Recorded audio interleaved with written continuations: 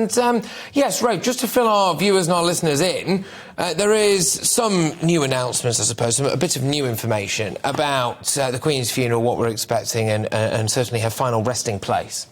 That's right. So we're going to have the greatest state funeral, or the greatest set-piece funeral since 1965 with Winston Churchill, with 500 dignitaries arriving, the largest gathering of heads of state and heads of government for 50 years. As people pay tribute to the Queen.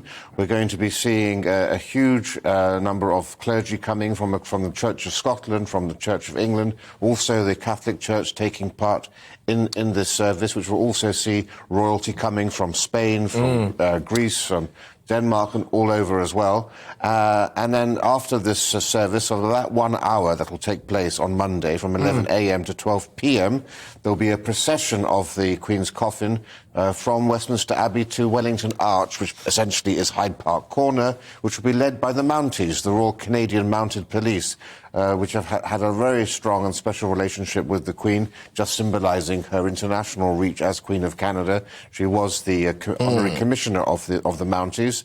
From there, the coffin will carry on to Windsor Castle, where there'll be a much more simple committal in the George VI Memorial Chapel, which is a small little annex of a chapel at St George's, Windsor, where her parents rest, and her sister, Princess Margaret, and Her Majesty will be laid to rest there. And at the same time, the Duke of Edinburgh will be removed from the royal vaults, and he will then join his wife in the chapel. Yes, indeed. Now, you mentioned there about foreign royals and dignitaries coming to this particular funeral.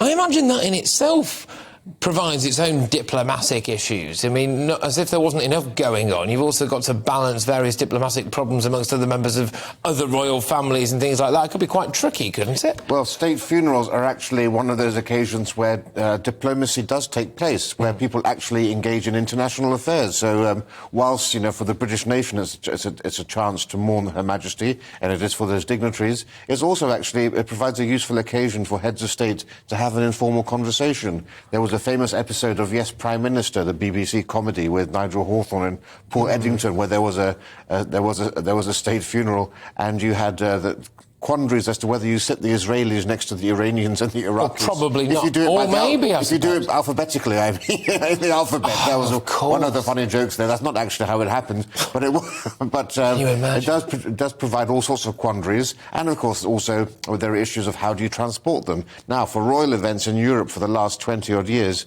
minibuses have been used, which looks rather odd when you see half the crown heads of Europe emerging from a minibus, and a megabus or something. Other buses are available. Other buses are available. Yes. But we know that the big wigs, like the President of America, will be using their own transport. The Beast. The Beast will be making an appearance, as well his car.